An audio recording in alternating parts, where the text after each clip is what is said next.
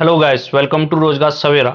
Uttar Pradesh special की class जो हमारी ये चल रही है, इसमें आज हम डिस्कस करेंगे सिंचाई एवं बहुउद्देशीय नदी घाटी परियोजनाओं का पार्ट 2। फर्स्ट क्वेश्चन है हमारा, बुंदेलखंड सूखे क्षेत्र में जल देने के लिए कौन सी दो नदियों को जोड़ा जा रहा है। ठीक है, ये भारत का पहला नदी जोड़ो परियोजनाओं से संबंधित फैक्ट है ये। ठीक है, तो कैन और बेतवा रिवर को जोड़ा जा रहा है, ऑप्शन है इसमें राइट आंसर हो जाएगा। कैन बेतवा लिंक परियोजना के तहत सूखे और बंजर बुंदेलखंड क्षेत्र में कैन और बेतवा नदियों को जोड़ा जाएगा। इसमें उत्तर प्रदेश और मध्य प्रदेश के 10 जिलों के लोगों को लाभ मिलने की उम्मीद है। तो इसका राइट आंसर क्या हो जाएगा, कैन और बेतवा। नेक्स्ट क्वेश्चन है, गोविंद वल्लभ सागर परियोजना कहाँ अवस्थित है। तो गोविंद वल्लभ सागर परियोजना उत्तर प्रदेश के सोनभद्र में स्थित है, पिपरी में। और यहाँ पे ऑप्शन में सोनभद्र लिखा नहीं गया है, इसलिए इसका राइट आंसर ऑप्शन बी माना जाएगा, क्योंकि पिपरी लिखा है यहाँ पे। और अगर यहाँ पे सोनभद्र लिखा होता, सोनभद्र पिपरी, तो राइट आंसर सोनभद्र पिपरी होता। अच्छा, ये भी पता होना चाहिए, ये जो परियोजना है, प्रोजेक्ट है गोविंद वल्लभ सागर परियोजना, किस नदी पर स्थित है। तो ये रेहंद नदी पर स्थित है। ठीक है, रेहंद नदी जो कि सोन नदी की सहायक नदी है। और सोन नदी किसकी सहायक नदी है, गंगा की। इस तरीके से नदियां भी याद रखनी है। गोविंद वल्लभ सागर परियोजना कहाँ अवस्थित है, मिर्जापुर पिपरी में स्थित है। पिपरी एग्जैक्टली सोनभद्र में स्थित है, लेकिन सोनभद्र ऑप्शन में है नहीं है यहाँ पर। तो राइट आंसर ऑप्शन बी हो जाएगा। वो किस नदी पर स्थित है, रेहंद नदी पर स्थित है। रेहंद नदी किसकी सहायक है, सोन नदी की सहायक है। और सोन नदी किसकी सहायक नदी है, गंगा नदी की सहायक नदी है। ठीक है, नेक्स्ट क्वेश्चन है, इस उत्तर प्रदेश की सबसे बड़ी बहुउद्देशीय परियोजना निम्नलिखित में से कौन सी है। तो उत्तर प्रदेश की सबसे बड़ी बहुउद्देशीय परियोजना रेहंद परियोजना है, ऑप्शन ए इसमें राइट आंसर होगा। ठीक है, यह उत्तर प्रदेश की सबसे बड़ी बहुउद्देशीय परियोजना है। रेहंद बांध है कहां पर एग्जैक्टली, अगर इसकी लोकेशन बताई जाए तो सोनभद्र जिले में स्थित है। ठीक है, सोनभद्र जिले में रेहंद नदी पर बनाया गया है। ठीक है, और रेहंद सोनभद्र जिले में भी एक पिपरी गांव है, स्पेशल पिपरी गांव में स्थित है, गुरुत्वाकर्षण बांध है ये। ठीक है, इसका अगर टाइप बताया तो कैसा है, ये गुरुत्वाकर्षण बांध है। और रेहंद बांध को गोविंद वल्लभ पंत सागर बांध भी कहते हैं। ठीक है, इसका दूसरा नाम क्या है, अभी हम डिस्कस ही कर रहे थे ये इससे पहले क्वेश्चन में भी। तो इसका दूसरा नाम क्या है, गोविंद वल्लभ पंत सागर। और गोविंद वल्लभ पंत जी कौन थे, ये उत्तर प्रदेश के प्रथम मुख्यमंत्री थे। ठीक है, ये उत्तर प्रदेश के फर्स्ट सीएम थे, इन्हीं के नाम पर ही बनाया गया है। ये भारत की सबसे बड़ी कृत्रिम झील है। गोविंद वल्लभ पंत सागर भारत की सबसे बड़ी कृत्रिम झील है। ये फैक्ट भी आपको याद रखना है। इसके अलावा और हैं यहाँ पे, जैसे कि चंद्रप्रभा परियोजना। तो चंद्रप्रभा परियोजना किस नदी पर हो जाएगी, चंद्रप्रभा नदी पर हो जाएगी, चंदौली जिले में। माता टीला परियोजना, तो ये कहां पर स्थित है, ये बेतवा नदी पर स्थित है, ललितपुर में। बेतवा नदी पर स्थित है ये, ललितपुर। ठीक है, और बेतवा नहर परियोजना, तो बेतवा नहर परियोजना कहां से निकाली गई, झांसी के परीक्षा नामक स्थान से निकाली गई है, ये परीक्षा बांध से ही बेतवा नहर परियोजना, झांसी से। ठीक है, और बेतवा नदी उत्तर प्रदेश में ललितपुर जिले से प्रवेश करती है। और यमुना में कहा यमुना में किस जिले में जाकर मिलती है, यमुना में किस जिले से जाकर मिलती है, तो हमीरपुर जिले से जाकर ये यमुना में मिलती है। नेक्स्ट क्वेश्चन है, क्वेश्चन नंबर 20 है, उत्तर प्रदेश में सिंचाई का सबसे बड़ा स्रोत है, यानी इरिगेशन का सबसे बड़ा सोर्स क्या है। तो इसमें है नलकूप, ऑप्शन सी इसमें राइट आंसर होगा। नलकूप उत्तर प्रदेश में सिंचाई का सबसे बड़ा सोर्स है।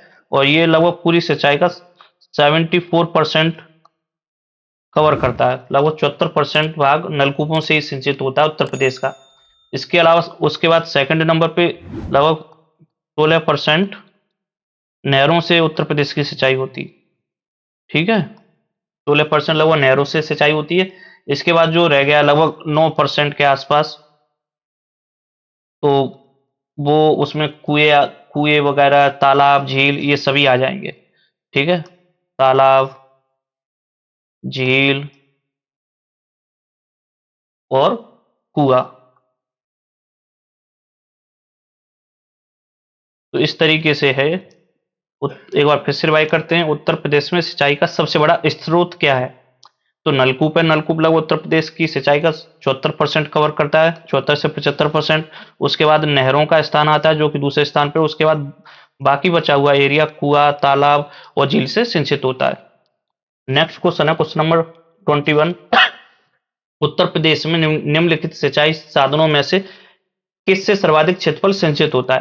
तो नलकूपों से होता है। ठीक है, और देखो इस नलकूप से कई बार सवाल रिपीट हुआ है, सिंचाई से संबंधित कई बार रिपीट हुआ है और आगे भी रिपीट होगा, क्योंकि फैक्चुअल डाटा है, इससे ज्यादा और वो क्या पूछेंगे अगर उन्हें पूछना हुआ, तो यही सवाल कई बार आगे आने वाले एग्जामों में भी रिपीट होगा। नेक्स्ट क्वेश्चन है क्वेश्चन नंबर 22। निम्नलिखित में से कौन सी नहर उत्तर प्रदेश में अधिकतम क्षेत्रफल की सिंचाई करती है? तो देखो उत्तर प्रदेश में क्षेत्रफल की सबसे अधिक सिंचाई करने वाली नहर है शारदा नहर। ठीक है, ये आपको याद कर लेनी है, बहुत ही इंपॉर्टेंट है ये, कई बार ये एग्जाम परीक्षा में ये सवाल पूछा गया है। उत्तर प्रदेश की सबसे बड़ी नहर जो सबसे अधिक क्षेत्रफल को सिंचाई करती है कौन सी है? शारदा नहर है। ये उत्तर प्रदेश की सबसे अधिक क्षेत्रफल को सिंचित करती है, और इसके साथ साथ ये उत्तर प्रदेश की सबसे लंबी नहर भी है। ठीक है, सबसे लंबी नहर भी है ये। इसका निर्माण कब किया गया था? तो ये भी याद होना चाहिए, 1920 में इसका निर्माण कार्य शुरू हुआ था और 1928 में इसका निर्माण कार्य पूर्ण हुआ था। ठीक है, 1928 में इसका निर्माण कार्य पूर्ण हो गया था। और अगर इसके एरिया की बताइए कि ये लगभग कितने हेक्टेयर भूमि को सिंचित करती है, तो लगभग 8 लाख हेक्टेयर भूमि को ये सिंचित करती है। ठीक है, तो उत्तर प्रदेश की सबसे बड़ी नहर कौन सी है? शारदा नहर है। और सबसे अधिक भाग को कौन सी नहर सिंचित करती है? शारदा नहर ही सिंचित करती है। ये कब इसका निर्माण कार्य शुरू हुआ? 1920 में शुरू हुआ। पूर्ण कब हुआ इसका कार्य? 1928 में शुरू हुआ। ये लगभग 8 लाख हेक्टेयर भूमि को सिंचित करती है। ठीक है, नेक्स्ट क्वेश्चन है क्वेश्चन नंबर 23 है, उत्तर प्रदेश की सबसे लंबी नहर है। तो उत्तर प्रदेश की सबसे लंबी नहर कौन सी हो जाएगी? शारदा नहर। ठीक है, शारदा नहर उत्तर प्रदेश की सबसे लंबी नहर है, और ये फैक्ट आपको याद रखना है। नेक्स्ट क्वेश्चन है, भारत में नलकूप एवं कुएं से सिंचित अधिकतम क्षेत्रफल वाला राज्य है। ये भारत में पूछा जा रहा है, तो भारत में भी सबसे अधिक नलकूप एवं कुएं से सिंचित राज्य कौन सा हो जाएगा? उत्तर प्रदेश। ठीक है, ऑप्शन ए इसमें राइट आंसर होगा। उत्तर प्रदेश की, अच्छा एक फैक्टर आपको बता दूं, उत्तर प्रदेश की लगभग 78%, 78.48% भूमि कृषि सिंचित भूमि है। ठीक है ना, ये कैसी भूमि है? तो ये कृषि क्षेत्र है जो ये उत्तर प्रदेश का, ये सिंचित है। 78%, लगभग 80%, 78 या 79% के आसपास उत्तर प्रदेश का कृषि क्षेत्र सिंचित क्षेत्र है। ठीक है, तो ये फैक्ट भी एक इंपॉर्टेंट फैक्ट है, आपको याद रखना है। और सबसे भारत में नलकूप एवं कुएं से अधिकतम क्षेत्रफल वाला राज्य भी उत्तर प्रदेश है। उत्तर प्रदेश पॉपुलेशन में भी प्रथम स्थान पे है भारत में, और एरिया में उत्तर प्रदेश का कौन सा स्थान आता है? अगर एरिया की बात करें क्षेत्रफल की दृष्टि से, तो चौथा स्थान है इसका, 4th स्थान है एरिया वाइज। नेक्स्ट क्वेश्चन है, अर्जुन बांध नहर से उत्तर प्रदेश का लाभान्वित जिला कौन सा है? तो देखो अर्जुन बांध नहर कहां पे है, पहले तो ये पता होना चाहिए। तो ये महोबा जिले के अर्जुन बांध है जो महोबा जिले में बनाया गया है। सबसे पहले तो आपको ये पता होना चाहिए कहां पर बनाया गया है, महोबा जिले में बनाया गया है। ये महोबा जो कि बुंदेलखंड का भाग है। ठीक है, महोबा जिले में ये बनाया गया है। और किस नदी पर बनाया गया है? तो अर्जुन नदी पर ही बनाया गया है। ठीक है, अर्जुन नदी पर ही बनाया गया है महोबा जिले में ये। और अर्जुन बांध नहर की लंबाई भी अगर पूछी जा सकती है कभी, तो इस अर्जुन बांध नहर की लंबाई कितनी है? लगभग 42 किलोमीटर। 42 किलोमीटर इसकी लंबाई है। ठीक है, अब बात करते हैं इससे जो लाभान्वित जिले हैं वो कौन कौन से हैं। तो इसके से लाभान्वित जिले हमीरपुर हो जाएगा, क्योंकि आपको पता है उत्तर प्रदेश का मैप देखते हैं तो महोबा और हमीरपुर दोनों आपस में सीमा साझा करते हैं, सीमा स्पर्श करते हैं। तो महोबा हमीरपुर जिलों में इसी बांध से सिंचाई की जाती है।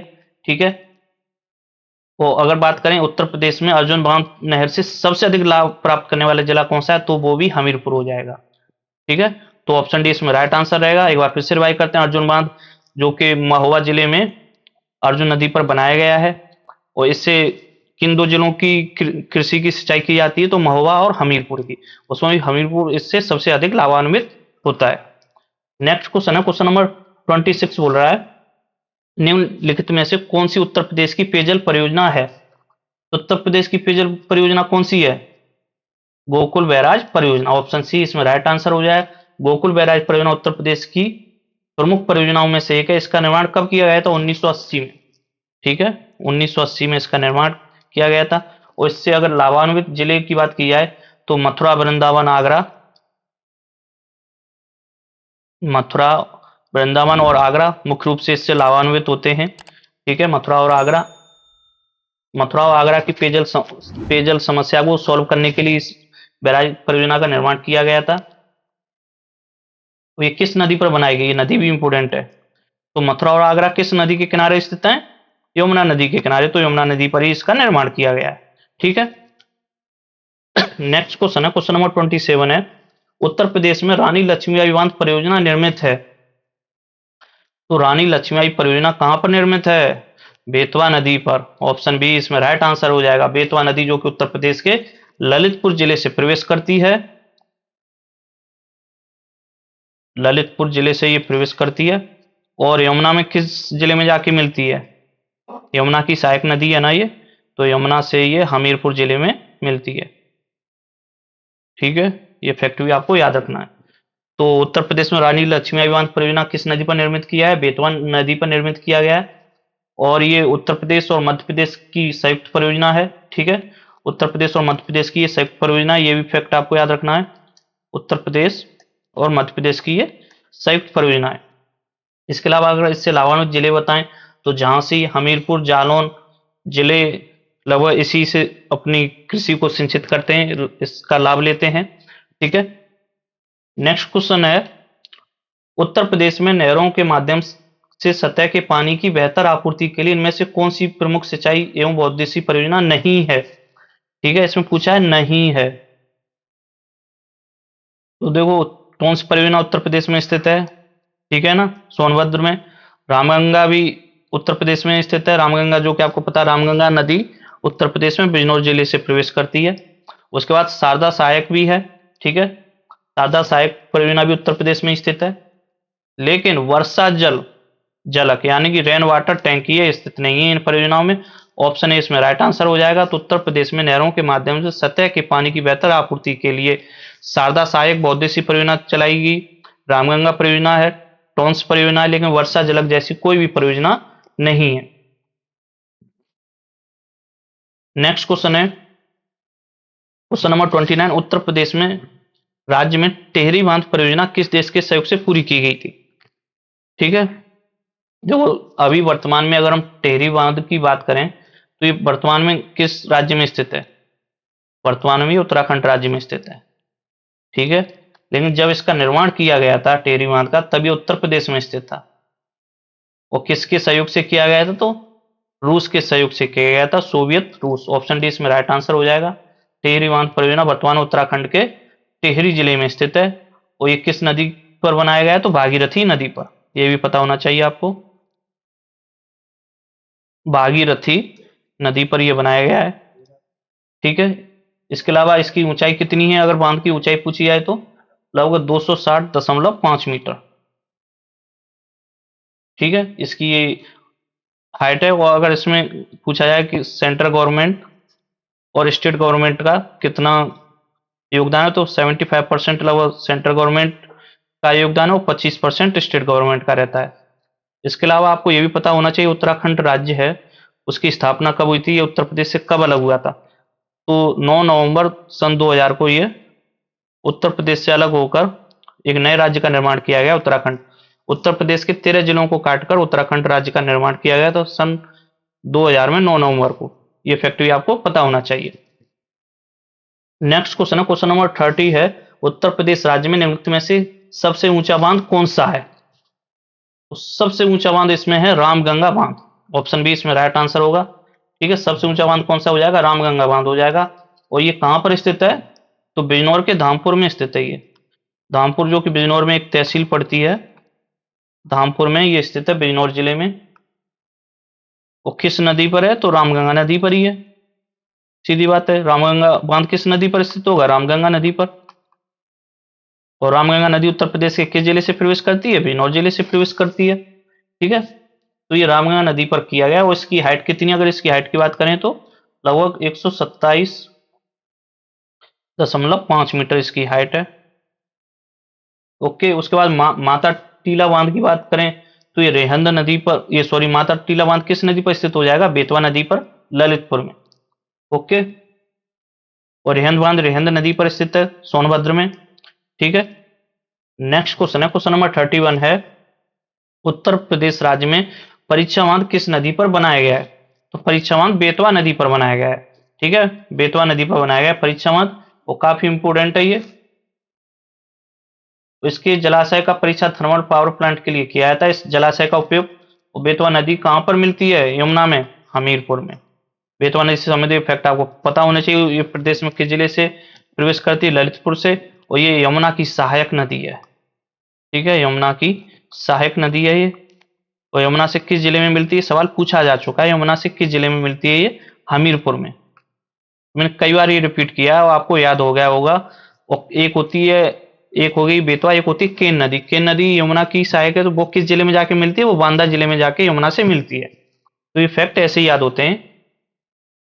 अब हम पढ़ेंगे उत्तर प्रदेश मुख्यमंत्री बाल सेवा योजना। उत्तर प्रदेश सरकार की ये योजना इसी तरीके से याद करेंगे। रोज क्लास में एक योजना डिस्कस कर रहे हैं हम, ताकि ये योजनाएं भी कवर होती जाएं। तो इसकी शुरुआत कब की गई? 22 जुलाई 2021 को उत्तर प्रदेश के मुख्यमंत्री योगी आदित्यनाथ ने कोविड 19 महामारी के कारण निराश्रित हुए बच्चों के भरण पोषण, शिक्षा और सुविधा के लिए उत्तर प्रदेश मुख्यमंत्री बाल सेवा योजना का शुभारंभ किया गया। तो कब किया गया? 22 जुलाई 2021 को, निराश्रित हुए बच्चों के भरण पोषण, शिक्षा और सुरक्षा के लिए। इस योजना का लाभ उन बच्चों को दिए जाने की व्यवस्था है जो उत्तर प्रदेश के मूल निवासी हैं। ठीक है, तो उत्तर प्रदेश का मूल निवासी होना अनिवार्य है। उसके अलावा तथा जिनके माता या पिता विधिक अभिभावक, आय अर्जित करने वाले अभिभावक की मृत्यु कोविड 19 के संक्रमण के कारण 1 मार्च 2020 के बाद हो गई हो। ठीक है, 1 मार्च 2020 के बाद मृत्यु हुई हो। इस योजना के अंतर्गत 0 से 18 वर्ष की आयु वर्ग के बच्चों जो उत्तर प्रदेश के मूल निवासी हैं वो पात्र रहेंगे। इसके अलावा इस योजना के तहत सरकार बच्चे के वयस्क होने तक अभिभावक या देखभाल कर्ता को प्रतिमाह 4,000 रुपए वित्तीय सहायता प्रदान करेगी। तो कितनी सहायता प्रदान करेगी? 4,000 रुपए प्रतिमाह। इस योजना के तहत परिवार को वार्षिक आय सीमा की मूल्यतः 2 लाख रुपए निर्धारित की गई है, जिसे जून 2021 में बढ़ाकर 3 लाख रुपए कर दिया गया है। ठीक है, तो यानी वार्षिक आय उनकी कितनी होनी चाहिए? 3 लाख रुपए से कम होनी चाहिए। उसके बाद साथ ही बच्चों की मां के जीवित होने पर उन्हें निराश्रित महिला पेंशन एवं अन्य पात्र योजनाओं का भी लाभ प्राप्त होगा। 10 वर्ष से कम उम्र के बच्चे, ऐसे बच्चे जिनका कोई अभिभावक या परिवार नहीं है, ऐसे सभी बच्चों को प्रदेश सरकार द्वारा भारत सरकार की सहायता से और अपने संसाधनों से संचालित राजकीय बाल गृह में देखरेख के लिए रखे जाने का प्रावधान है। ठीक है, तो इसमें कुछ इंपोर्टेंट फैक्ट हैं, जैसे कि 4,000 रुपए प्रतिमाह मिलेंगे। उसके अलावा 3 लाख रुपए कर दिया गया है, जो इसकी वार्षिक आय सीमा थी। ठीक है, कितनी कर दी गई? 3 लाख रुपए। इसके अलावा इसी योजना से और फैक्ट बचेंगे। अनाथ हुए बच्चे बच्चियों को भारत सरकार द्वारा, किसके द्वारा? भारत सरकार के द्वारा संचालित कस्तूरबा गांधी बालिका विद्यालयों में आवासीय राजकीय बाल गृहों तथा अटल आवासीय विद्यालयों, ठीक है, कस्तूरबा गांधी विद्यालय और अटल आवासीय विद्यालयों में कक्षा 12 तक की मुफ्त शिक्षा की व्यवस्था की जाएगी। निराश्रित बालिकाओं को 18 वर्ष की आयु के पश्चात उत्तर प्रदेश सरकार हित शादी के लिए 1,01,000 रुपए प्रदान किए जाएंगे।